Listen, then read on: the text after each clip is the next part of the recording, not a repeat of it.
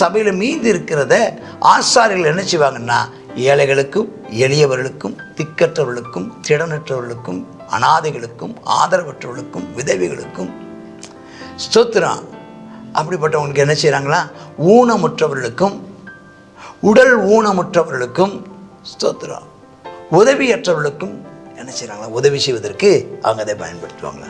கர்த்தருடைய நாமத்து மகிமை உண்டாகும். இதெல்லாம் நம்ம இதெல்லாம் படிச்சுக்கிறோம் பாருங்கள். அப்போ சமுதாய கடமையும் இருக்குது. நமக்கு தனிநபராக இருக்கிற நாம தேவனுக்கு செலுத்த வேண்டிய காணிக்கை இருக்குது. அந்த அதிபதிகளுக்கு செலுத்தப்பட வேண்டியதான ஆண்டவருக்கு செலுத்துகிறதான காணிக்கை, அதிபதிகளுக்கு செலுத்த வேண்டியதான வரி, ஸ்தோத்திரம். அப்புறம் அப்போ அதிபதியினுடையதான ராஜாக்கள் ஆசாரியன் செய்ய வேண்டிய கடமை, அதிபதிகள் செய்ய வேண்டிய கடமை, அதெல்லாம் சொல்லப்பட்டிருக்கிறது. இதெல்லாம் இன்னும் சொல்ற இனியாவது ஒழுங்கா இருங்க. துதித்து பாடிட பாத்திரமே துங்கவர் இயேசுவின் நாமமதே. துதித்து பாடிட பாத்திரமே துங்கவர் இயேசுவின் நாமமதே. துதிகளின் மத்தியில் வாசம் செய்யும் தூயனை நேயமாய் ஸ்தோத்தரிப்போமே. அற்புதமே அவன் நடத்துதலே, ஆனந்தமே பரமானந்தமே, நன்றியால் உள்ளமே மிக பொங்கிடுதே. நாம் அல்லேலூயா துதி சாற்றிடுவோம், நன்றியால் உள்ளமே மிக பொங்கிடுதே. நாம் அல்லேலூயா துதி சாற்றிடுவோம். கடந்த நாட்களில் கண்மணி போல் கருத்துடன் நம்மை காத்தாரே. கடந்த நாட்களில் கண்மணி போல் கருத்துடன் நம்மை காத்தாரே. கர்த்தரையே நம்பி ஜீவித்திட கிருபையும் நீந்ததால் ஸ்தோத்தரிப்போமே. அற்புதமே அவன் நடத்துதலே, ஆனந்தமே பரமானந்தமே, நன்றியால் உள்ளமே மிக பொங்கிடுதே.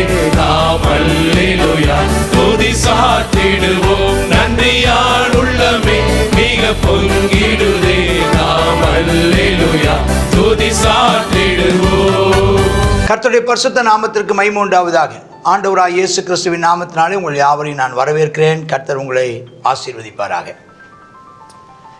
பரிசுத்த அந்த ஸ்தலத்தில் தொடர்ந்து மற்றொரு நிலங்கள் எல்லாம் பிரிக்கிறார்.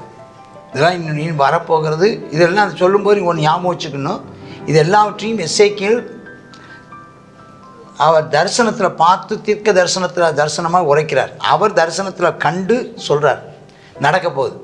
நீங்கள் சுதந்திரத்துக் கொள்ளும்படி தேசத்தை சீட்டு போட்டு பங்கிடும்போது, எப்போ திரும்பவும் எங்கே போயிட்டு வர்றாங்க, இந்த சிறையில் போயிட்டு திரும்ப வரும்போது தேசத்து 25,000 கோல் நீளம் 10,000 கோல் அகலமான பரிசுத்த பங்கை கர்த்தருக்கு அற்புதமாக பிரித்து வச்சுருங்க. 25,000 கோல் ஞாபகம் இருக்கா? முதல்ல 500 கோல்னாங்க, அதுக்கப்புறம் 50 கோல்.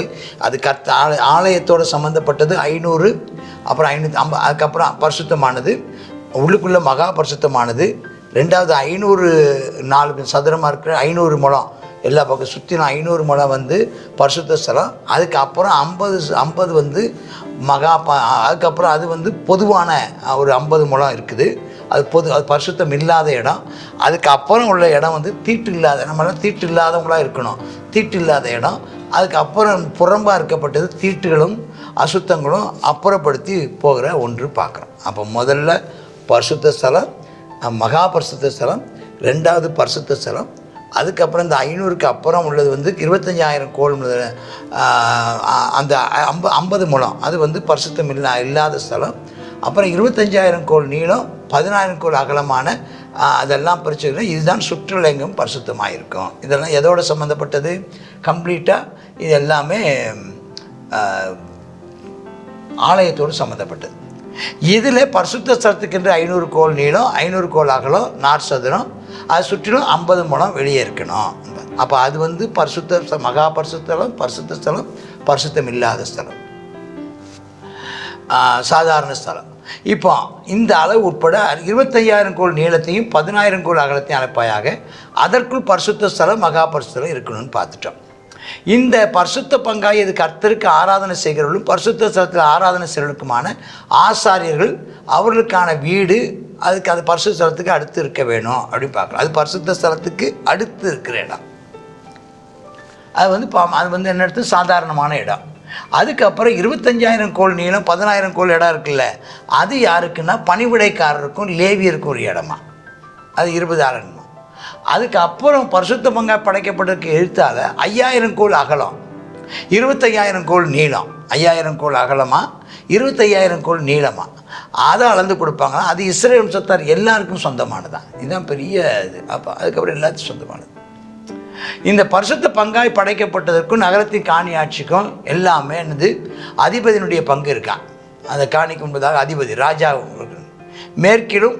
மேற்கிலே மேற்புறம் கிழக்கில கீழ்ப்புறமாக இருப்பதாக நீளம் எல்லை துவங்கி பங்கு ஒவ்வொன்றுக்கும் எதிராக இருக்கணும். சரி, ஒவ்வொன்றும் வச்சுக்கணும். அப்போ ஒன்று 5 + 25 அப்படி வச்சு 12 கோத்திரங்கள் வர்ற மாதிரியும். அதுக்கப்புறம் ஆசாரிகளுக்குரிய இடம், ராஜாக்களுக்குரிய இடம், அப்புறம் பொதுமக்களுக்குரிய இடம், பரிசுத்த ஸ்தலம், அது சுற்றியும் வரும்.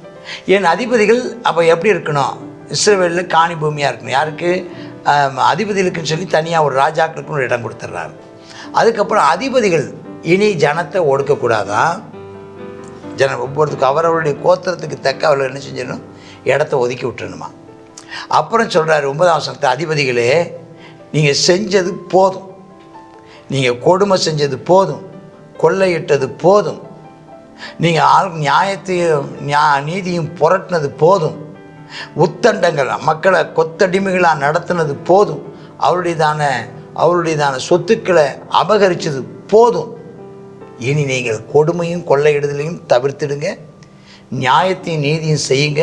உங்கள் உத்தண்டம்னு நிறுத்தினா கொடுமை, அவருடைய நிறங்களை அபகரிக்கிற அந்த காரியங்கள், தண்டம், அதாவது வரி வசூல் பண்ணுறன்ற பேரில் மக்களிடத்திலிருந்து அதிகமான பார சுமையான வரிகளை போட்டு வந்து அதை அகற்றுங்கள் என்று கர்த்தராகிய ஆண்டவர் சொல்கிறார்.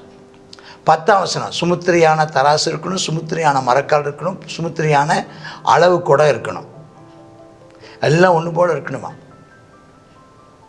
அதனுடைய அளவுகள் எல்லாம் நினச்சி நிர்ணயிக்கப்படணுமா.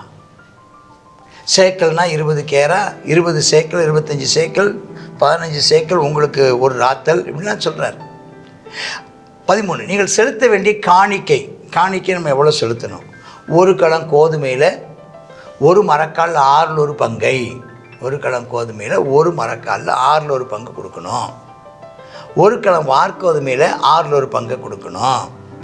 எண்ணெயை கொடுக்கணும்னா அந்த அளவு குடத்தால் அளக்கிறதுல 10 குடம் பிடிக்கிற களத்துக்கு சரியான ஒரு ஜாடியில் எண்ணெயில் 10ல் 1 பங்கு கொடுக்கணும். அப்போ வார்கோதுமையில் 6ல் 1, எண்ணெயில் 10ல் 1.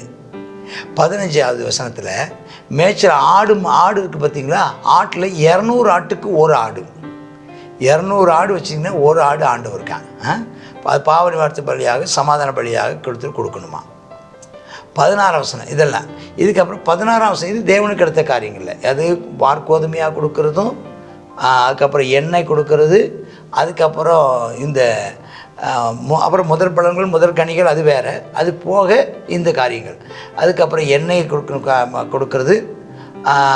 அதுக்கு அடுத்ததாக வரும்போது எதை பற்றி பார்த்தோம், எண்ணெய்க்கு அப்புறம் எதில் பார்க்குறோம் 200 ஆடுகளில் 1 கொடுக்கணும் பார்க்கணும். அப்போ என்ன அர்த்தம்னா 200 ஆடு வச்சுருக்கிறதுலாம் ரொம்ப சர்வசாதாரணம். அப்போ ஆட்கள்லாம் நினச்சவங்க ஆயிரக்கணக்கான ஆடுகளை வச்சுருப்பாங்க. 16 அதிபதிக்கு ராஜாவுக்கு செலுத்த வேண்டியது என்ன? ராஜாக்களுக்கு இந்த காணிக்கை என்ன செய்யணுமா? இந்த காணிக்கையில் செலுத்த கடனாளியாக இருக்கிறாங்க.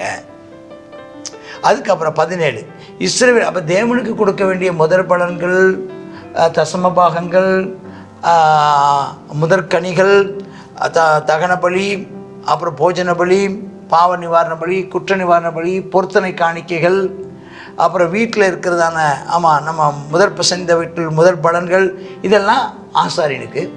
இதுக்கப்புறம் ராஜாக்கள் நிர்வாகம் பண்ணுவதற்கும் தேசத்தை ஆளுகிறவர்களுக்கு அவனோடு கூட சேர்ந்த இராணுவத்துக்கும் தேவையாக இருப்பதற்கு இந்த மாதிரியாக அந்த 6ல் 1 பங்கு கொடுக்கறதும், 6ல் 1 பங்கு, அதற்கப்புறம் 10ல் 1 பங்கு, அதுக்கப்புறம் 200 ஆட்டுக்கு 1 ஆடு, இந்த மாதிரிலாம் கணக்கெல்லாம் ராஜாக்களுடைய நிர்வாகம் பண்ணுவதற்கு தேவையான கொடுக்குறது. அதெல்லாம் வரி மாதிரி.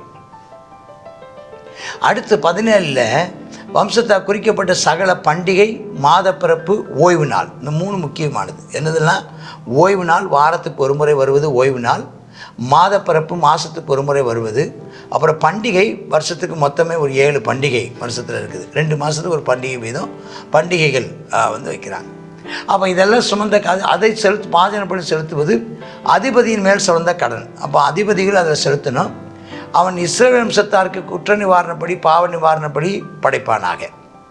கர்த்தராகிய ஆண்டவர் சொல்கிறது என்னென்னா, 1ஆம் மாதம் 1ஆம் தேதியிலே நீ ஒரு காளையை கொண்டு வந்து இது வருஷத்துக்கு ஒரு முறை, வருஷத்தில் 1ஆம் மாதம் 1ஆம் தேதியில் பாவ நிவர்த்தி சிவாயாக பரிசுத்த ஸ்தலத்துக்கு பாவ நிவர்த்தி. அது ரொம்ப முக்கியம். வருஷத்தில் ஒரு முறை கர்த்தரை மகிமைப்படுத்தி ஆராதித்து வரணும். பாவ நிவாரண ரத்தத்தில் கொஞ்சம் எடுத்து ஆலயத்தின் நிலைகளில், பலிபீடத்து சட்டங்களில், உட்பிரகாரத்தில் 20ஆம் வசனம் ரொம்ப முக்கியம். நல்லா கவனிங்க. பிழை செய்தவனுக்காகவும், பிழை தவறு பாவம் செய்தவனுக்காகன்னு இல்லை, பிழை. இதைத்தான் நம்ம விளக்கமாக சொல்கிறாரு சங்கீதம் 19 தன் பிழைகளை உணர்வன் யான். இந்த பிழையை உணராத போது தான் அது மறைவான குற்றமாக மாறுது.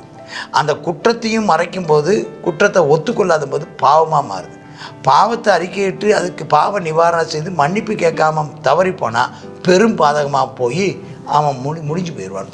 தப்பிதம் செய்தவனுக்காக இதெல்லாம் அஜாக்கிரதையாக, அலட்சியாக, ஒரு எதிர்பாராமல், கவனக்குறைவாக அப்படி நடந்துட்டது. அதுக்காக அந்த பிரம 7ஆம் தேதியிலையும் செய்வாயாக. இது மாதிரி பாவத்தை அப்போ நமக்கு தேவன் நினைச்ச நம்முடைய பிழை. அதனால் ரொம்ப ஒன்று பிழை பொறுத்தருளும் ஆண்டவரே. பாவம் இருந்துச்சுன்னா பரிகாரம் இருக்குது. இது பிழையும் தப்பிதங்களை கர்த்தர் மன்னிக்கிறார்.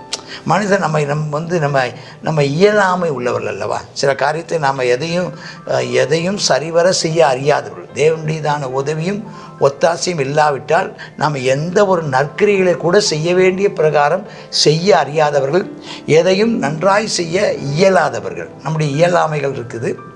அதே சமயம் நம்முடைய பலவீனங்கள் மனிதர்களாகி நாம் எல்லாரும் பலவீனங்கள். கர்த்தர் நம்முடைய பலவீனங்களையும், கர்த்தருக்கு ஸ்தோத்திரம், நம்முடைய இயலாமைகளையும் மன்னிப்பதற்கு அவர் போதுமானவராயிருக்கிறார்.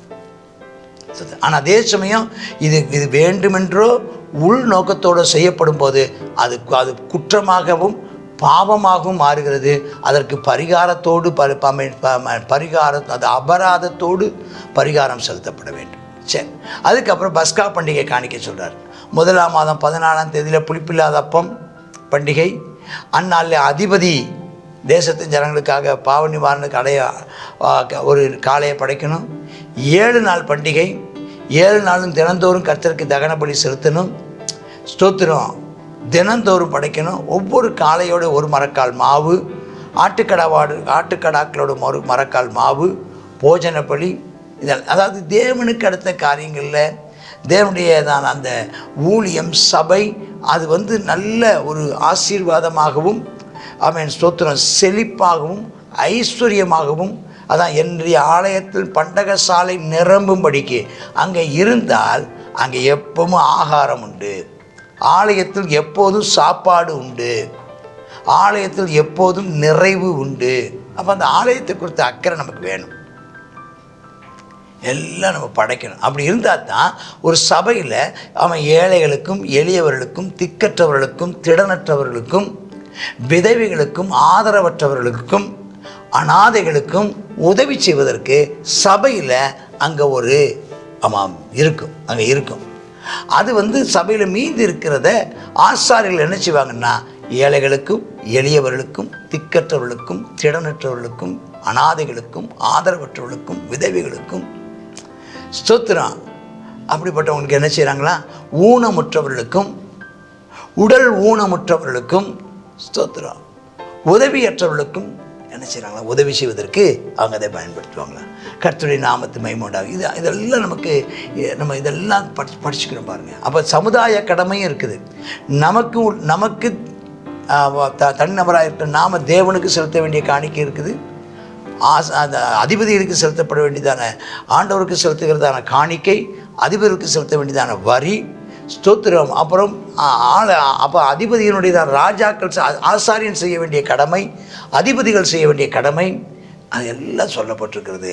இதெல்லாம் என்ன சொல்கிற, இனியாவது ஒழுங்காக இருங்க, நான் உங்களுக்கு ஒரு புதிய ஒரு நியமத்தை கொடுத்து மறுபடியும் உங்களை புதிதாக்குவேன்னு ஒரு நம்பிக்கையின் செய்தியை எசேக்கியேல் தீர்க்கதரிசி பதிவு செய்கிறத பார்க்குறோம்.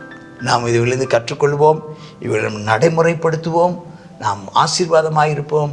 கர்த்தர் நம்மை ஆசீர்வதிப்பாராக. ஆமேன், ஆமேன். God bless you.